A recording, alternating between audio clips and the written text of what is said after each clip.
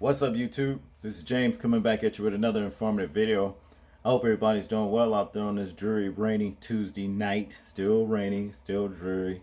You understand? Still now chilly. You see? Shout out to the brother Jamal Bay for hipping me to this particular story right here. And as you can see, it says here, this is not a joke.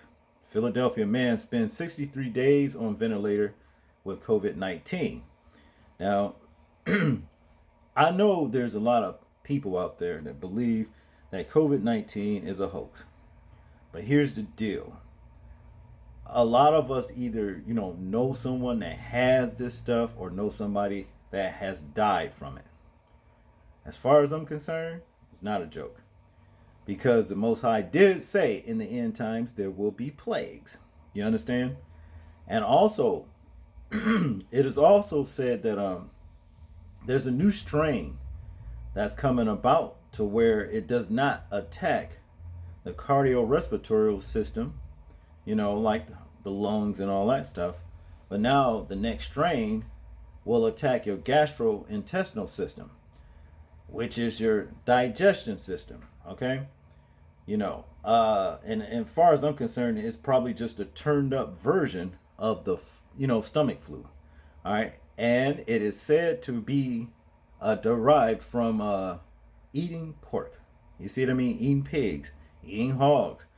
So more than likely, for the people, especially black people that have probably been affected by COVID-19, more than likely were swine eaters.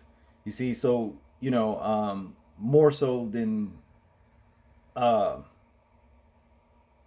anybody else that just got it just by airborne.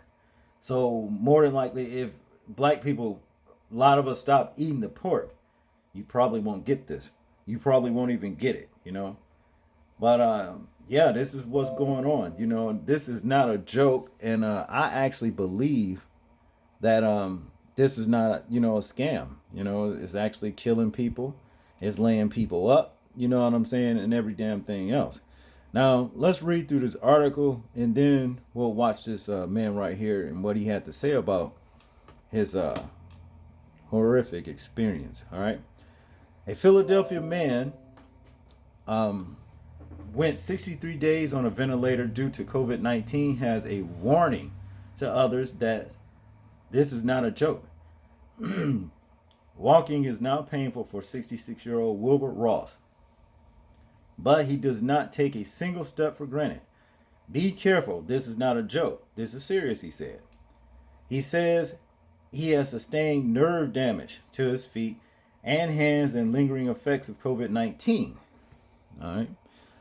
My feet felt like blocks of ice because it brought on a thing called neuropathy. Ross said. Ross contracted the coronavirus in March and went to Abington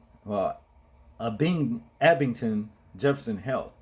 By the time he parked the car, I was in Terrage. Okay, in Terrage. And they were working on me, said Ross, who doesn't remember the following 63 days.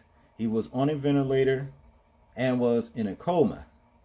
He was a recipient of prayers all over the world. I think that it was prayers and divine intervention that brought him back, said Wesley East Ross' brother.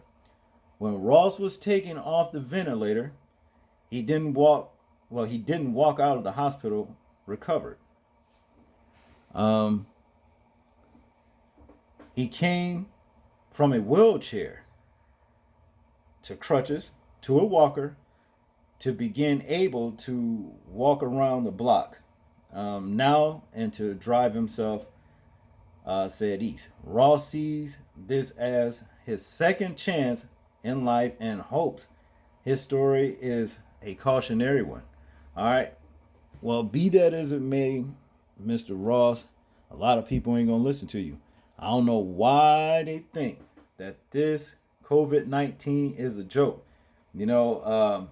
I respect it. You know what I'm saying? To bring up the brother Dale Giles, there was a man that a white guy that jumped out of a plane without a parachute. Okay, he went, skydiving without a parachute. Guess what? He survived that. All right. Only later just to die from COVID-19. All right, and that just happened just last week sometime. Shout out to both of y'all brothers for telling me about that. These particular stories right here. You know, this ain't no joke. You know what I'm saying? It is real. These plagues are here. And they are taking out who the Most High would deem them to take out. You see? Let's check out what this man has to say. And it's 2 minutes and 21 seconds. So let's see. Skill up to success on Udemy. Commercial. Thousands of online courses on demand. Learn the latest skills from expert instructors. Anytime, anywhere. Skill up to Programming Pro. Analytics Ace. Marketing Maestro. With the #1 online learning destination in the world. Skill up, move up. Go to udemy.com and start learning now. Earlier in this newscast, we told you about some numbers that demonstrate just how COVID-19 is surging in our area. But lest we forget, the disease is more about people than numbers. And this next story by community journalist Becca Hendrickson is a poignant reminder. To say something to the world about where you've been. The steps are painful, but 66-year-old Wilbur Ross doesn't take a single one for granted. My feet felt like blocks of ice. Because, see, it brought on a thing called the neuropathy. He says the nerve damage to his feet and hands is a lingering effect of COVID-19. I don't know how I felt to die, but I know how I feel to live, and it feels good. Ross contracted the virus in March and went to Abington Hospital. By the time he parked the car, I was in triage, and they were working on me. He doesn't remember the following 63 days. He was on a ventilator, in a coma. He is a recipient of prayers all over the world. I think that it was prayers and divine intervention that brought him back. When Wilbur was taken off of the ventilator, he didn't walk out of the hospital recovered. In fact, he didn't walk out at all. He still had a long rehab process ahead of him. He came from a wheelchair to crutches to a walker to being able to walk around the block now and to drive himself. Wilbur sees this as his second chance in life, and he hopes his story is a cautionary one. Be careful. This is not a joke. This is serious. There are more steps ahead before he's fully recovered, but he's simply grateful for the ones he's been able to take. In my hometown, they had me dead. And when I see him now, you know what I say to him? I say, well, you looking at a ghost then. In West Oak Lane, Becca Hendrickson, Channel 6, Action News.